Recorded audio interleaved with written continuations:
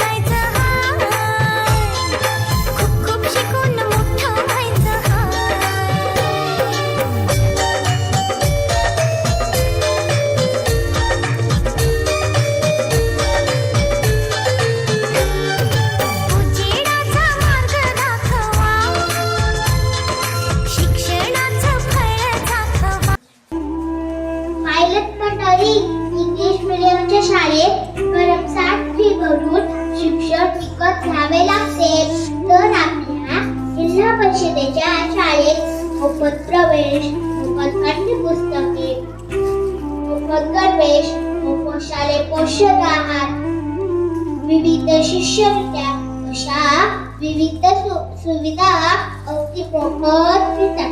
तसेच आपल्या मातृभाषेतून म्हणजेच मराठीतून शिक्षण दिले जाते. सर्व फायदे मिळवण्यासाठी आजच आपल्या जवळपासच्या जिल्हा परिषदेच्या शाळेत आपल्या मुलाचा प्रवेश निश्चित करा. यावर सादर करत आहोत आम्ही एक गीत. रडू नको बाळा, मी शाळा वाचवते. रडू नको बाळा, मी शाळा वाचवते. शाळा वाचवते, शाळा टिकून करते. शाळा वाचवते, शाळा टिकून करते. पोषणाहार तुला खायला देते. पोषणाहार तुला खायला देते. खायला देते, तुला टिकून करते. खायला देते, तुला टिकून करते. रडू नको बाळा, मी शाळा वाचवते. रडू नको बाळा, मी शाळा वाचवते. शाळा वाचवते, शाळा टिकून करते. शाळा वाचवते, शाळा टिकून करते. मोफत पुस्तके तुला शिकायला देते. मोफत पुस्तके तुला शिकायला देते. शिकायला देते, तुला टिकून करते. शिकायला देते, तुला टिकून करते. रडू नको बाळा, मी शाळा वाचवते. रडू नको बाळा, मी शाळा वाचवते. शाळा वाचवते, शाळा टिकून करते. शाळा वाचवते, शाळा टिकून करते.